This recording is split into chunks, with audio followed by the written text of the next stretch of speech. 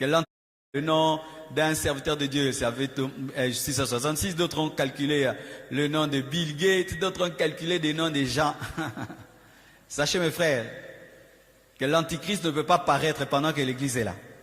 Même s'il est là, il ne peut rien faire parce qu'il faut que nous soyons d'abord enlevés, ensuite lui va se manifester. Pourquoi? Parce qu'il est la putréfaction, la pourriture qui ne peut se manifester qu'après que le sel soit parti. Amen. Alors, la Bible dit elle-même, je vais vous donner le verset, que c'est un chiffre d'homme. Chiffre d'homme, c'est 6. Pourquoi 6? Parce que l'homme a été créé le 6e jour. 6, 6, 6. 6, 6, 6, chiffre de l'homme. Pourquoi on ne dit pas chiffre du diable? Parce que l'homme, c'est l'homme, lui, qui doit être perdu, parce que le diable est déjà perdu. Alléluia. Aussi. Pourquoi pas 6 seulement, mais 3, 6? Parce que l'homme a 3 parties, corps, âme et esprit. C'est-à-dire perdition dans le corps, perdition dans l'âme, perdition dans l'esprit.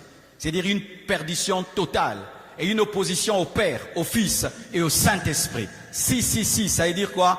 Le niveau de perversion le plus élevé que l'homme n'a jamais atteint. C'est ça 666. 666, c'est le paroxysme du mal. Le paroxysme de l'adoration à Satan, le paroxysme de l'apostasie, le paroxysme de la rébellion à Dieu où l'homme devient comme un démon. Vous devez savoir que les païens ne sont pas comme les démons. Parce que les païens peuvent se repentir. Mais ceux qui auront la marque de la bête ne pourront pas se repentir parce qu'ils auront des cœurs des démons. Vous savez ça? Une fois qu'un homme a la marque de la bête, il devient un apostat, il devient comme un démon. Les démons ne demandent jamais pardon à Dieu. Ils ne se repentent jamais. Et les hommes qui attraperont la marque de la bête auront l'incapacité de se repentir parce qu'ils vont devenir des apostats. C'est pourquoi lorsque vous lisez la Bible et que la Bible dit que ceux qui auront la marque de la bête seront frappés par des ulcères, mais au lieu de se repentir, ils vont maudire Dieu, ils seront comme des démons. La marque de la bête transforme le cœur de l'homme comme un cœur de démon. C'est ça, la marque de la bête. Alors, ce qui fait que aujourd'hui, quand vous voyez quelqu'un, il se tatoue 666, il porte des habits 666, c'est pas la vraie marque de la bête. Parce que quelqu'un peut se tatouer et puis il enlève et puis Dieu lui pardonne. Quelqu'un peut porter un habit 666, il demande pardon, Dieu lui pardonne. Mais quand tu as la vraie marque de la bête, tu es impardonnable. Alors les marques là qu'on parle là, oh ils ouvrent des portes avec ces derniers temps et tout, ce n'est pas encore ça la vraie marque. Parce que tu peux mettre un implant qui ouvre les portes et puis demain tu dis on enlève. Dieu n'a pas de problème avec ça. Parce que j'entends des gens qui ont même dit que le vaccin contre le corona, c'était la marque de la bête. Aujourd'hui maintenant, corona sili. Monique beauté qui m'abère. C'est pourquoi le show de l'Apocalypse, il faut être prudent. Amen. Hein? Il y a des gens qui avaient dit, le vaccin, marque de la bête, c'est qu'ils prendront. Moi, j'ai pas été vacciné. J'ai pas été vacciné. Alors, j'ai attendu qu'en Europe, on ne demande plus le vaccin pour voyager. J'ai fait 2 ans, je ne voyageais pas. Alors, quand les gens ont vu que j'ai commencé à voyager, ils ont dit, pensez-le, tu es perdu, tu as pris la marque de la bête. Vraiment, vraiment.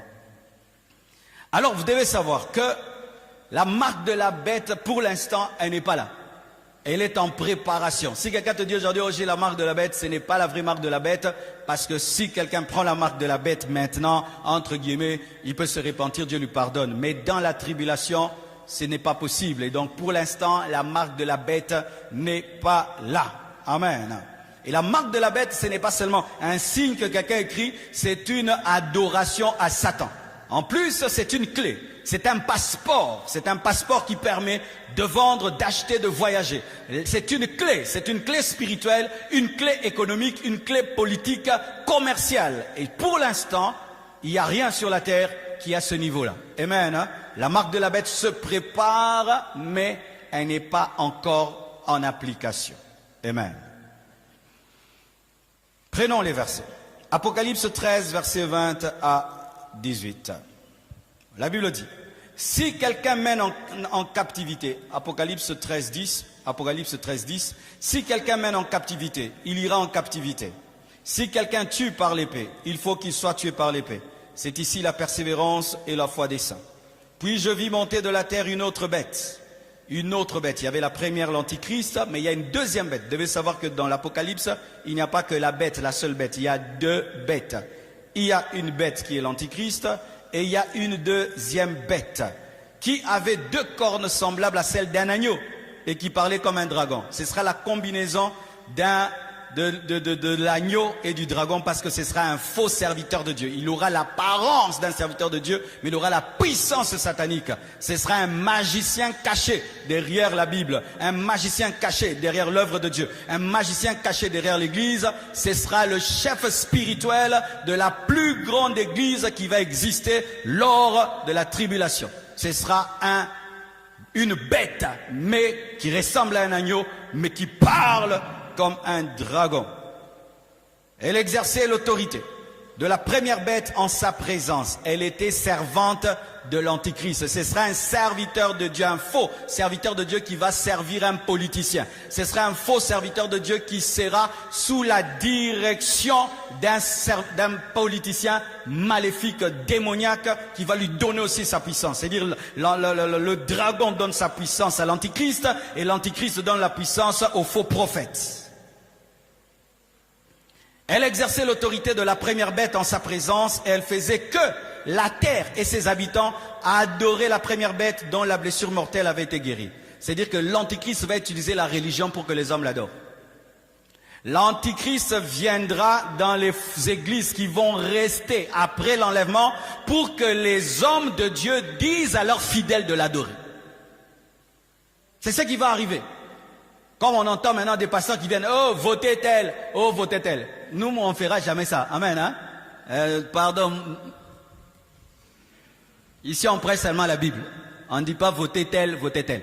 Parce que si je me tiens ici, je dis votez tel. Maintenant, toi, tu es de l'opposition, toi, tu es du pouvoir. Moi, je suis le pasteur de vous tous. Amen, hein? Donc ici, c'est pas voter tel, c'est recevoir Jésus, croyez à lui, aller au ciel. Amen. Mais en ce temps-là, ce sera un serviteur de Dieu qui va dire à ses fidèles d'adorer la bête, parce que la bête c'est Christ, la bête est Dieu. Et comme ils ont confiance en leur pasteur, ils vont croire en leur pasteur, alors que derrière le pasteur, il y a Satan. Waouh! C'est terrible, hein? C'est pourquoi l'église doit être au milieu du village. Amen, hein? C'est très important. Elle opérait des grands prodiges, même jusqu'à faire descendre du feu du ciel sur la terre à la vue des hommes. Qui faisait des miracles comme ça dans la Bible? Vous le connaissez? Qui faisait descendre le feu sur la terre? Élie. Le faux prophète fera des miracles comme Élie. Vous qui aimez les miracles plus que la parole, plus que le caractère. Il a le caractère du dragon, mais il fait des miracles comme Élie. Il est doux comme un agneau, mais il parle comme Satan. Il fait les miracles comme Élie, mais par la puissance satanique. Une combinaison de satanisme, de l'agneau, du dragon. Terrible. C'est pourquoi faites attention au mélange. Alléluia. Faites attention au mélange. Quelqu'un, il parle ici, chrétien. Il descend là-bas, païen. Faites très attention. Il fera des miracles, jusqu'à faire descendre le feu du ciel sur la terre à la vue des hommes. Et elle séduisait les habitants de la terre par des prodiges qui lui étaient donnés d'opérer en présence de la bête, disant aux habitants de la terre de faire une image à la bête qui avait la blessure de l'épée et qui vivait, d'adorer la bête ressuscitée, mais la fausse résurrection. Et il lui fut donné d'animer l'image de la bête, afin que l'image de la bête parlât. L'image qui parle, c'est quoi? C'est la télévision. Jean a vu la télévision. Il lui fit donner d'animer l'image de la bête, afin que l'image de la bête parlât. C'est l'intelligence artificielle. C'est-à-dire que l'Antichrist se servira des hologrammes, se servira des écrans, se servira de la technologie pour qu'on l'adore dans le monde entier. Parce que lui n'est pas omniprésent. Comment on peut adorer un homme dans le monde entier? Il faut que son image soit partout. Et qu'est-ce qui permet à ce que l'image de quelqu'un soit partout? C'est la technologie. Mais comme Jean n'avait pas la technologie de ce temps-là, il ne pouvait pas comprendre. Il a dit, il fait que la statue bouge. Jean, c'est pas la statue, c'est la télé. Alléluia. Alléluia. C'est pourquoi vous voyez aujourd'hui, la technologie est en train d'aller à une vitesse, vous ne pouvez pas croire. Vous connaissez ChatGPT? Qui connaît ce ChatGPT?